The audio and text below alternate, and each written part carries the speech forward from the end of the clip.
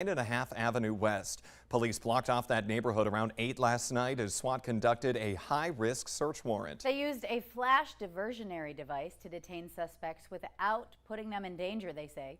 Police also say there's no threat to the public because of this case, but they're not releasing any other details at this time. New this morning, emergency teams are monitoring hazardous materials involved in a train derailment in north-central North Dakota. Canadian Pacific Railway says 6 cars and a locomotive left the tracks. This was near Balfour in McHenry County late yesterday afternoon. Items classified as hazardous, including lithium batteries, airbags, and 4 small drums of methanol. Canadian Pacific says there are no leaks and no one is hurt.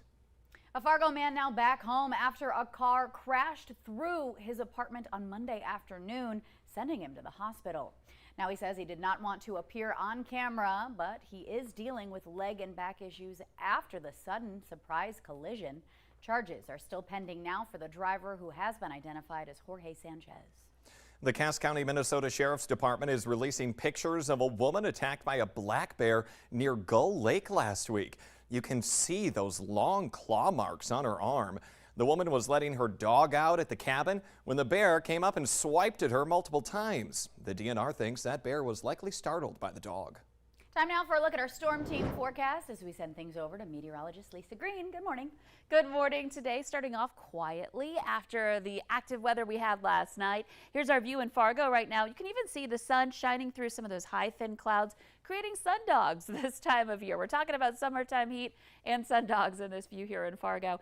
There's a little bit of haze out there. We'll show you the reports of visibility because of fog coming up in just a second. 60 degrees in Fargo, 57 in Grand Forks, 59 in Thief River Falls. We're looking at 55 in Bemidji and Detroit Lakes and Devil's Lake, both in those upper 50s with mostly sunny skies out there this morning. And again, there is some fog, so visibility is down in spots. One of those places has been Grand Forks at the airport. Visibility right now is just under a mile. Visibility in Roseau at a half mile. A lot of places were in that quarter-mile range in northeastern or northwestern parts of Minnesota. So we're seeing some improvement going on there now that the sun is up. It's warming us up, helping to dissipate that fog that's in place. And in the Southern Valley, a couple of places with lowered visibility. Fergus Falls, one of them at 1 mile. So watching out for that this morning. But other than that, your morning drive should be quieter weather-wise. We do have a few clouds drifting through, but overall mostly sunny. You see the rain over by Bismarck and down into South Dakota. That's the next wave that's going to be lifting in and triggering a chance for some rain and thunder coming our way for later this afternoon and this evening yet again. And we're also talking about heat yet again for one of the last days of school for some of our students in the valley. Looking at 60s this morning to start at the bus stop, and then heading home from school, some upper 80s to some low 90s out there. And around that 3 p.m. time, that's when we're going to be keeping an eye on the sky for the possibility for some of those isolated thunderstorms starting to fire. That will continue into drive time this evening and after dinner time as well. That's our best chance for this rain and thunder. Some storms may end up being a little bit stronger. They may pulse up. 1 or 2 could become severe, but mostly this round will be sub-severe for us. And then heading into Thursday, similar setup. And we're just looking hot and stormy all the way through the weekend. And at least to start next week, the heat sticks around, but the weather gives us a little bit of a break from the active storms next week. But we're transitioning into June, and we're certainly feeling like summertime right now. Yeah. Hot, hot, hot. I know. I can't even say we're transitioning into summer. It feels like we've been in summer for quite a few weeks now. It's been some time. You know, today's the last day of May. We'll likely, I'm pretty sure we're going to round out May in the top 5 for hottest Mays in Fargo. It's certainly been a warm one here. The entire month we've warmed up quite a bit. Yeah, that's for sure. Okay. Thank you, Lisa. Time now is 6:55.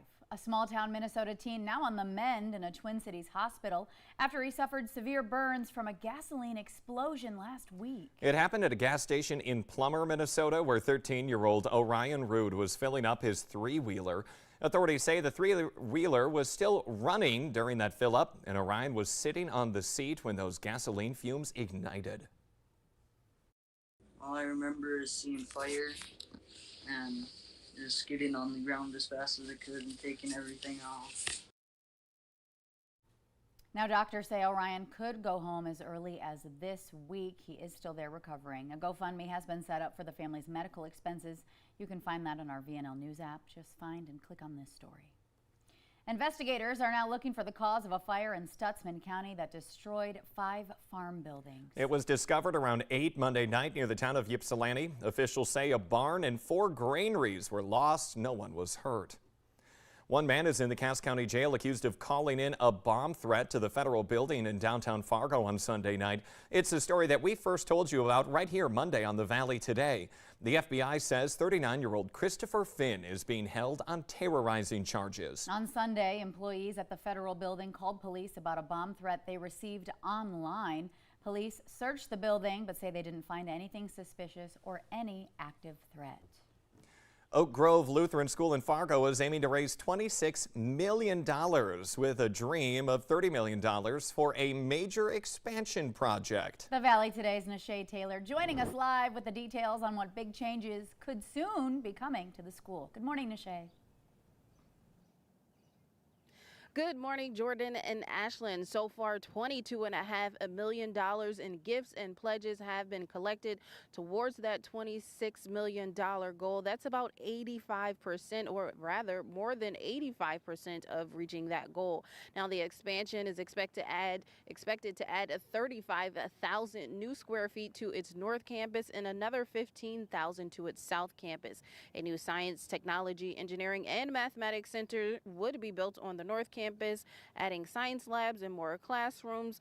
Meanwhile, on the south campus, a new gym and music room will be added. The school's president says that this project will provide more space to further their teaching models. It will also allow for small group work in specialized rooms, which is really a new dynamic in sort of the last generation of teaching. Yeah, they're definitely making an effort to continue their teaching models. They are anticipating to break ground on the new construction by next spring.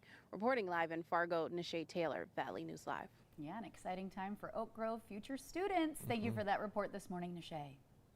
2 area students advanced at the Scripps National Spelling Bee and are now headed to the quarterfinals.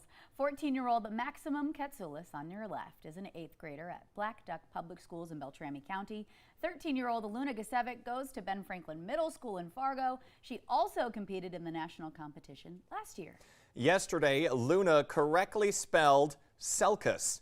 It's up on your screen right now, but if you haven't looked yet, you can try and do it at home. S-U-L-C-U-S, and necessarian, and then also correctly defined hydrophobia, which is rabies. Now, Max correctly spelled camembert. Did I say that right? We have to ask Lisa. Yes, she's giving me the thumbs up. She is our in-house editor of whether we say stuff right or not. Anyway, so camembert and precinct, and then correctly defined duvet. I do know that one. I shop at Target. Anyway, 139 spellers from across the country have advanced to today's quarterfinals now, including those people right there. So Congratulations. Yeah, and tomorrow if we get that story, I don't even want to try to say what words they have to spell. Yeah, I can only imagine what the winning tiebreaker word will come out to. Something I've never heard of or read. Agreed. Likely. Agreed. Anyway, the Today Show at CBS Mornings are just about to start. Thank you all so much for joining us. Have a great Wednesday.